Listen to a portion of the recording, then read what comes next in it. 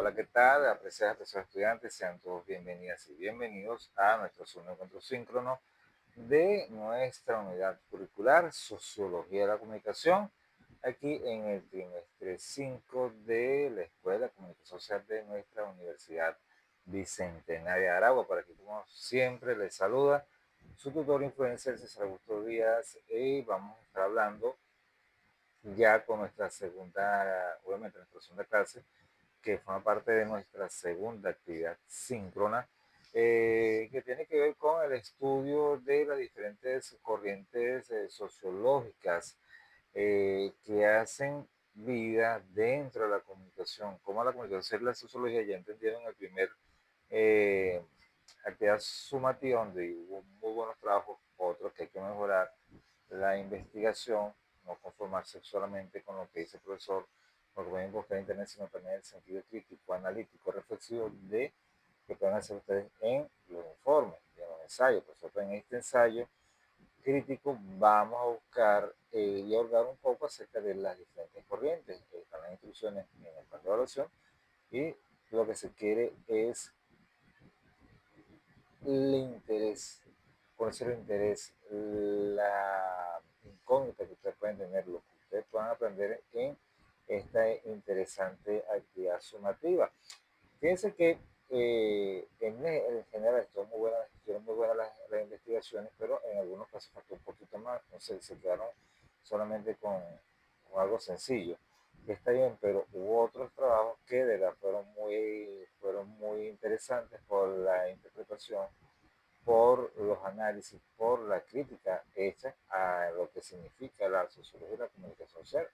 Y bueno, de verdad que se cumplió con el objetivo como tal, pero hay que mantener el buen ánimo, mantener el ímpetu de la investigación, y eso forma parte del devenir profesional de los periodistas, debido a que un periodista que no investigue una fuente o investigue un caso o una historia o un reportaje, eso lo va a colocar en un segundo plano debido a que no sabe explotar por diferentes razones, por falta de interés, lo que sea, falta de herramientas incluso para trabajar sobre un tema. Entonces hay que sacar bastante punta a eso, sacar el jugo de ese contenido, pero tampoco sí sobrepasarnos, sin crear algún elemento distractor o que nosotros empalagamos con tanto discurso. Esto con respecto no solamente en la académica, sino también en lo profesional, donde debemos sacar provecho a nuestra fuente de información. Bien,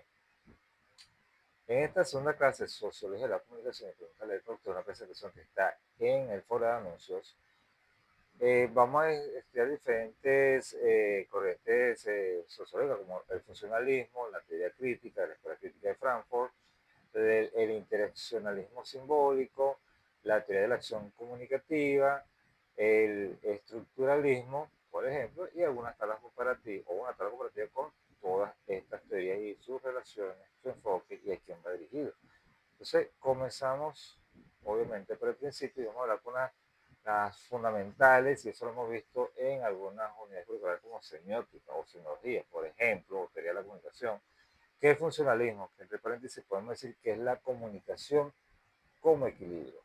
Tenemos tres elementos, que es el concepto clave, y esto quiere decir, para todos ustedes, me permito leerlo, o no quiero salir un poco del foco, el lente de la cámara o de mi teléfono, es que los medios tienen funciones específicas. ¿Cuáles son? Informar, prescribir, dar normas, transmitir la cultura y entretener.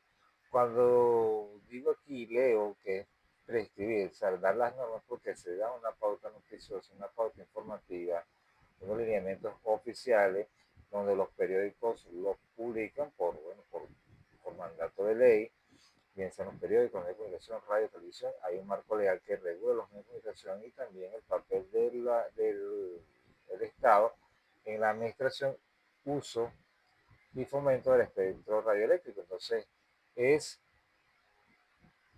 qué se puede decir, qué se debe decir en el tema cultural, qué podemos colocar y cómo podemos entretener. Eso no es el delito, eso viene de la creación de los medios de comunicación como tal. Que muchos de ellos, como el caso de la radio, específicamente en el caso de Venezuela, nace la emisora Aire en Caracas en los años 30, cuando mandaba el Benemérito, el año 20, 1971, cuando mandaba el general Juan Vicente Gómez. Entonces, la emisora duró poco porque, bueno, porque fue sancionada por los mismos aparatos represor del gobierno de la dictadura de Juan Vicente Gómez. Entonces ellos en medio dictan la pauta. Entonces siempre, por algo de manera natural, va a haber ese conflicto de intereses y lo sigue habiendo en todos los países del mundo. Aunque hay factores políticos que también entran en juego. Entonces, los autores claves sobre qué es el funcionalismo, cómo la comunicación o la comunicación se como equilibrio entre ese puente entre la comunidad y los medios de comunicación. Ellos hablan, por ejemplo, el método Laszlo, que es Harold Laszlo y Paul Lazarsfeld, quienes su visión era si la comunicación falla o transmite mensajes disfuncionales, entre comillas, el equilibrio social se rompe. Es decir, los mensajes tienen que ser correctos, los mensajes tienen que ser adecuados. No puede haber esa alienación cultural, esa transculturización, en apoyar lo malo, ver que lo bueno está malo, y entonces eso produce un choque emocional, afectivo, comunicacional, creado por los propios medios de comunicación.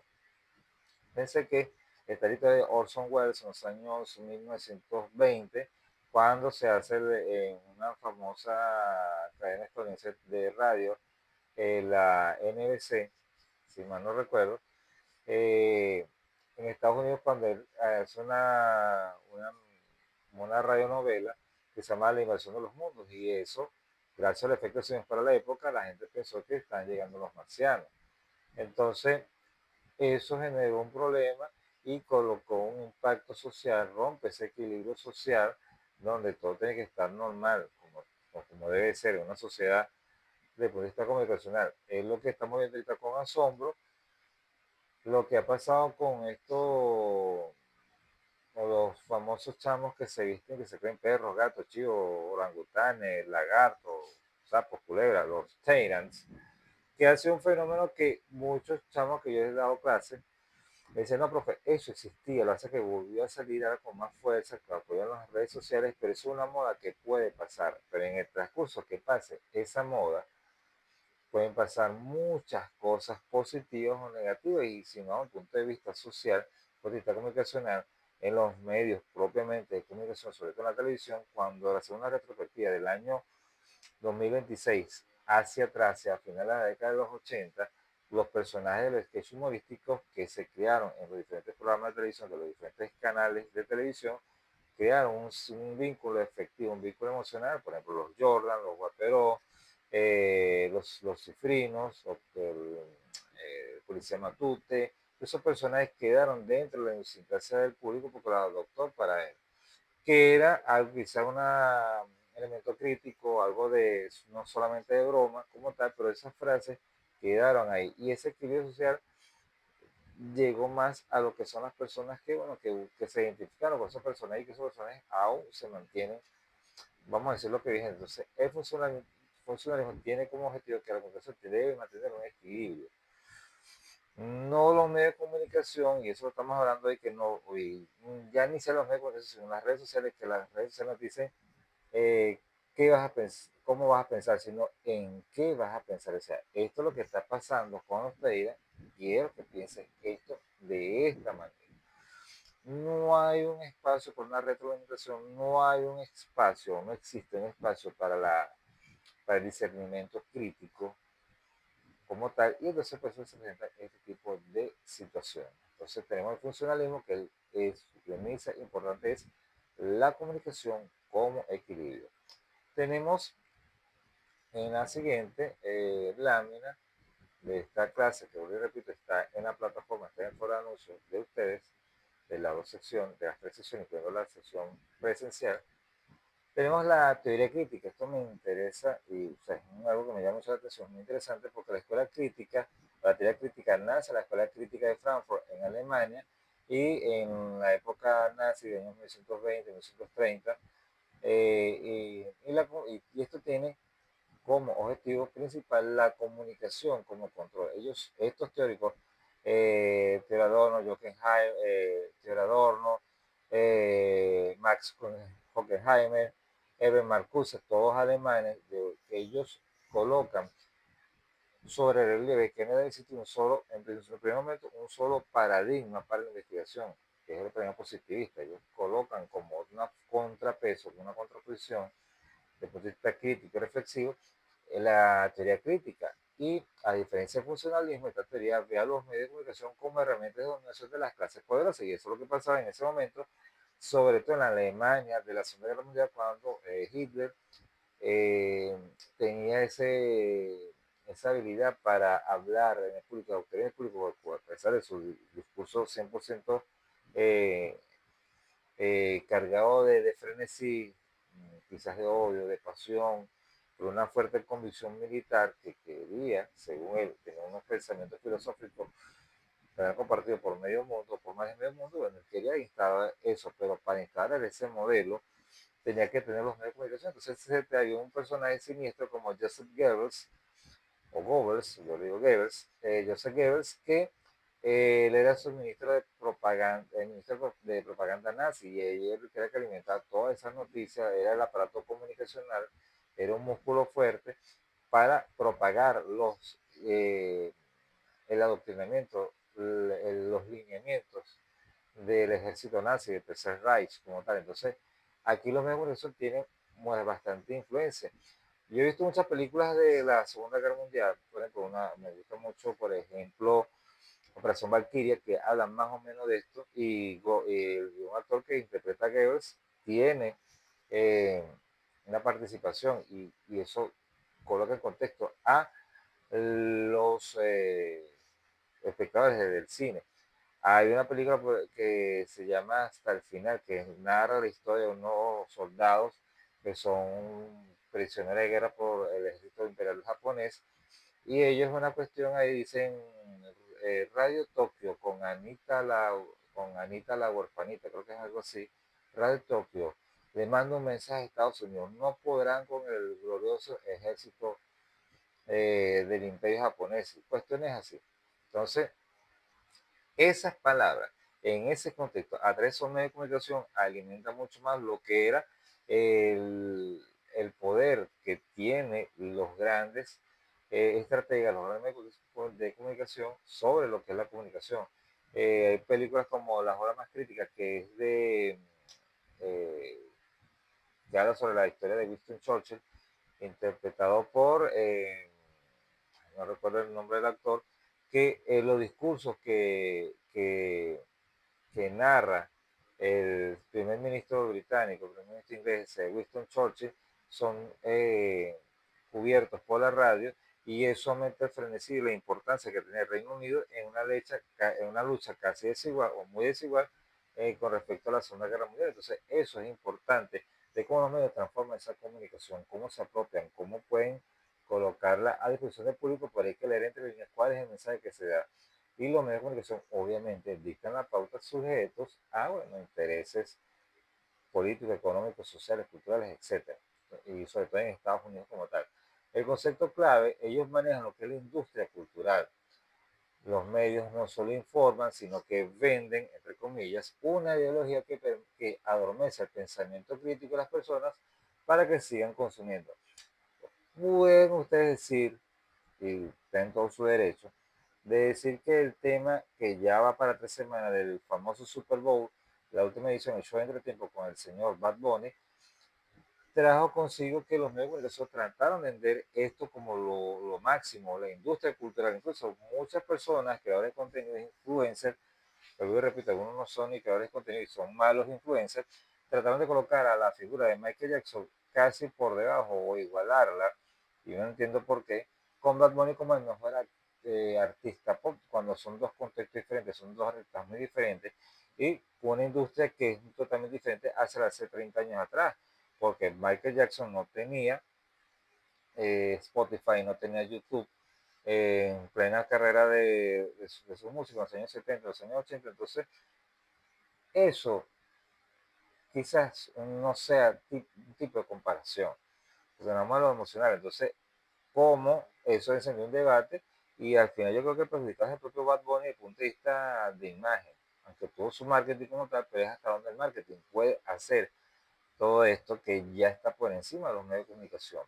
Autores clave como, bueno, Adorno, de Theodor Adorno, Max Horkheimer y Herbert Marcuse, todos alemanes, y que, bueno, ellos fijaron esa posición como tal de, hey, esto es lo que está pasando, cómo la comunicación tiene el control sobre, o cómo a través de la comunicación controlamos a una sociedad. Es decir, que vemos, que decimos, que nos gusta, que no nos gusta, y eso también pasa en las redes sociales, con el famoso, yo lo dije en una clase aquí y en otra, y lo dije hoy en el salón de clases, el rebaño digital, es decir, nos sentimos mal porque no nos dan like, porque no nos siguen, porque no nos comentan, y eso nos da como que queremos hacer tan virales como los demás, pero no podemos. Entonces, si no yo subo una foto y no me dan like, yo me siento mal.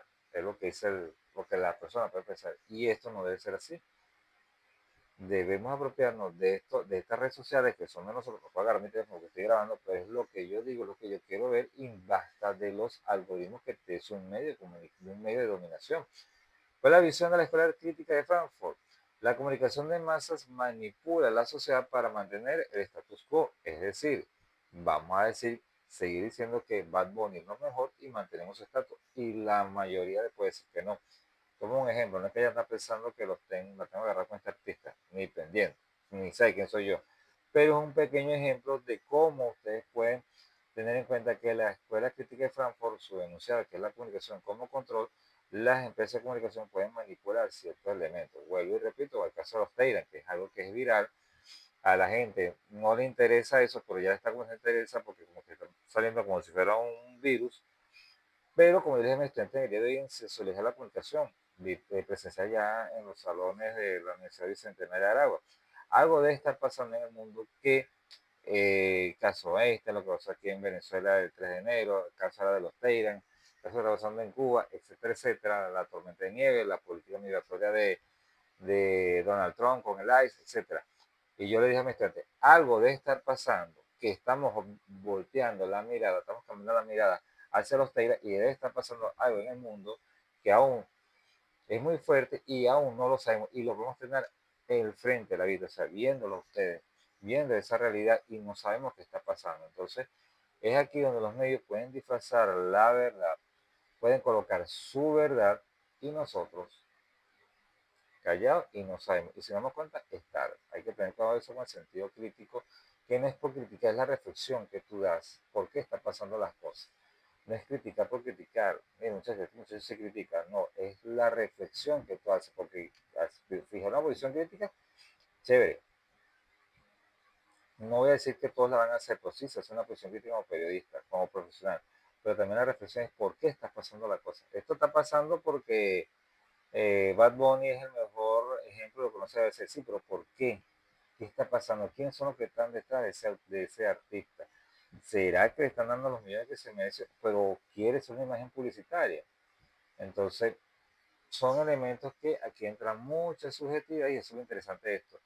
No estoy diciendo que hay que creer de todo el mundo, no, sino documentarse, leer, informarse para, bueno, sacar todas estas conclusiones como tal.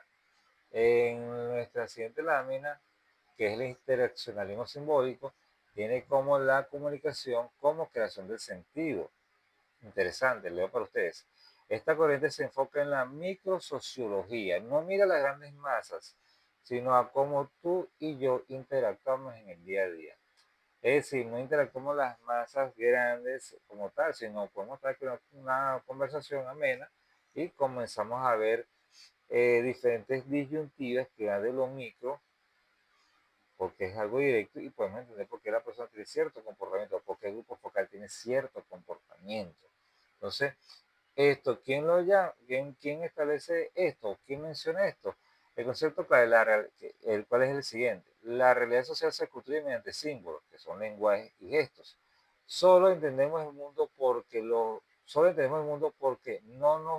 porque nos ponemos de acuerdo en el significado de estos símbolos. Repito, solo entendemos el mundo porque nos ponemos de acuerdo en el significado de esos símbolos. Es decir, estamos esperando los Teiras ahorita recientemente, pero es porque está de moda, y la gente que no sabe se está documentando. Incluso le preguntan ahí a ChatGPT, a Gemini o Copio, que sea, y te da una explicación. Y eso, si lo contrasta con lo que están viendo las personas, con las opiniones de otras personas, que van caminando, van compartiendo un taxi, un Uber, un transporte público, un café, un compañero de trabajo o un desconocido sentado en la banqueta de una plaza y hablan de esto, la gente da una opinión, pero es porque ya se lo están llegando, hacen llegar a través de los medios de comunicación y a través de las redes sociales, y ese que decirlo por todo el cañón del medio.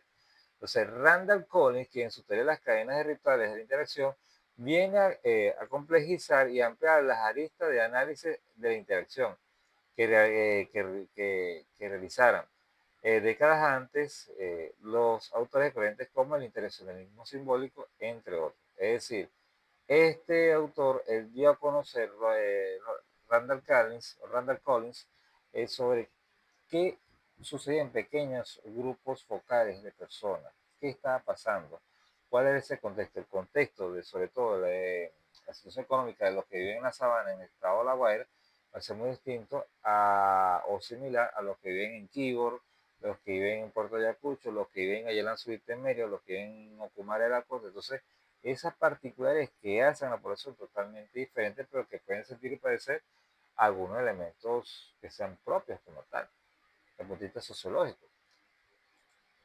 La teoría de la acción comunicativa, esto es sumamente interesante porque es la comunicación como entendimiento. Esto lo dice un señor que aún está, gracias a con vida, Jürgen Habermas, alemán también, tiene 96 años aproximadamente, 96, 94 años.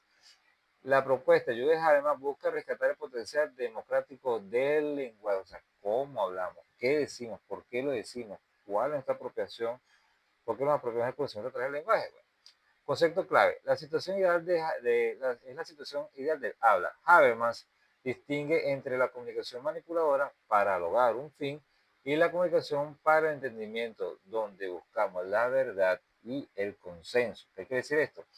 Hay tres tipos, tres versiones, tres variantes. El mundo objetivo, el mundo social y el mundo subjetivo. ¿Cuál es el mundo objetivo? ¿Cómo? Los leo.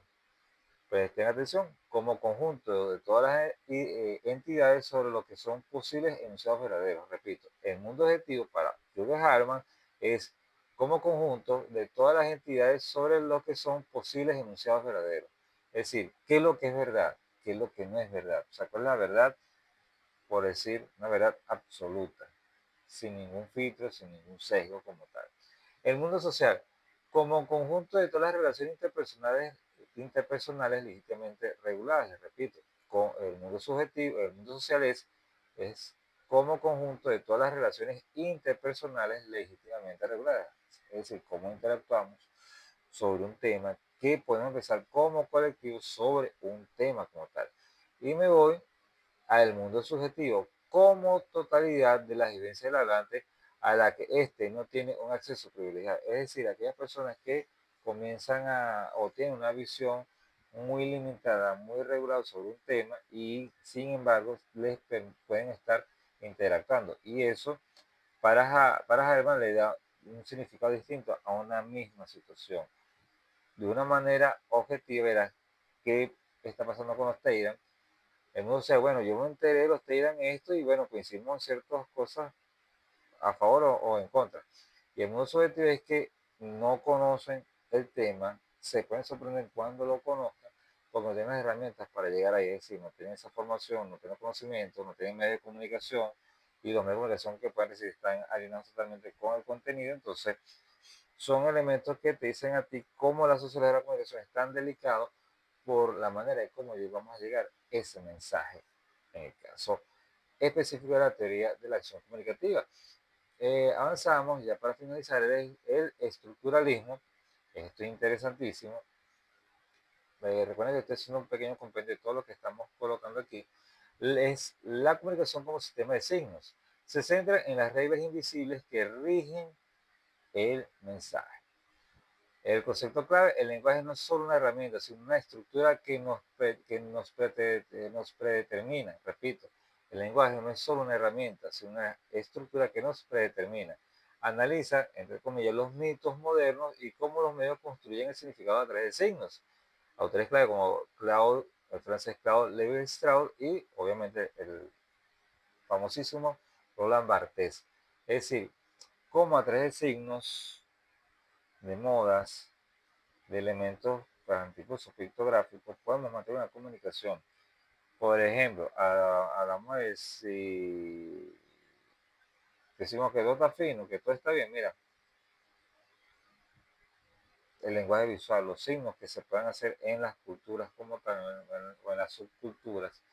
Y eso es importante porque te marca un modelo de comunicación que es un lenguaje codificado, pero que se entiende en un cierto grupo. Y para descodificar eso hay que entrar en el contexto como tal y estar a ese nivel y entender qué es lo que está pasando desde el punto de vista comunicacional y poder no tener ese vicio o ese vacío en la comunicación.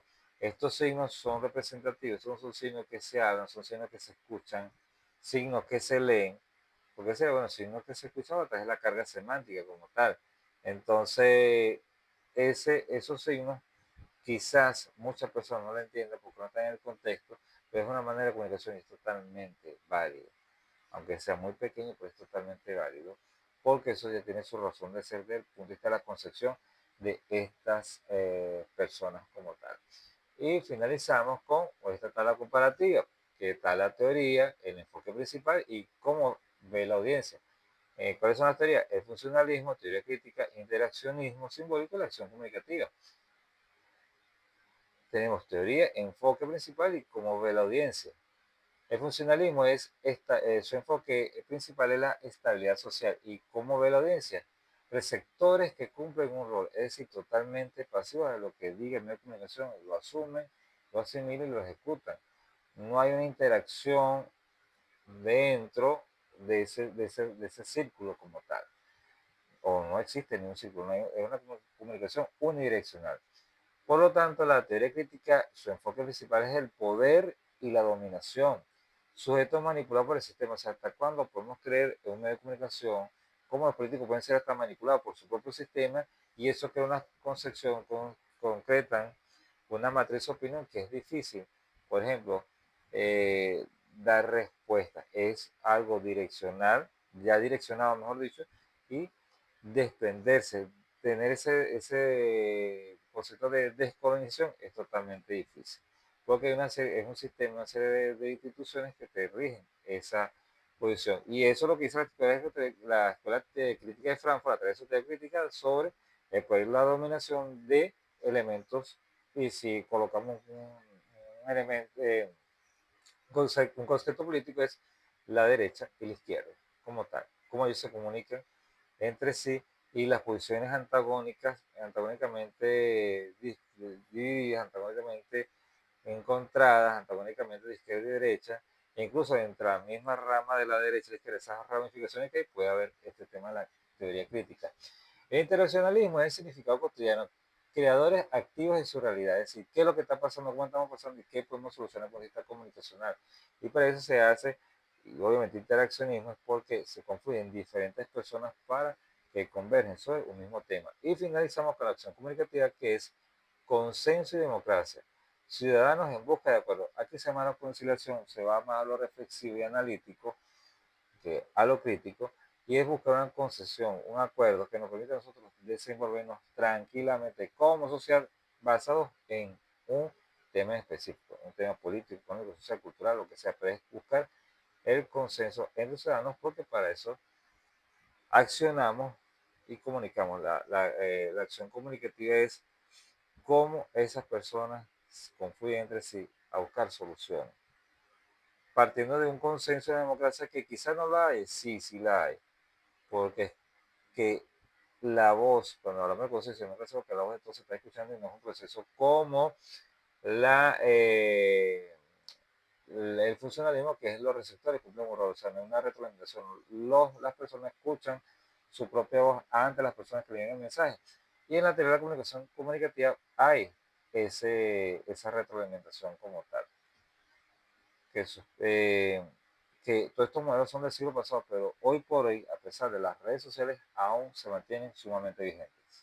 Bien, gracias por estar aquí con nosotros con este humilde servidor, en el segundo encuentro síncrono de Sociología de la Comunicación a través de la Escuela de Comunicación Social de nuestra Universidad Bicentenaria de Aragua. Les habla el profesor César Augusto Díaz y será hasta otra oportunidad. Se les quiere.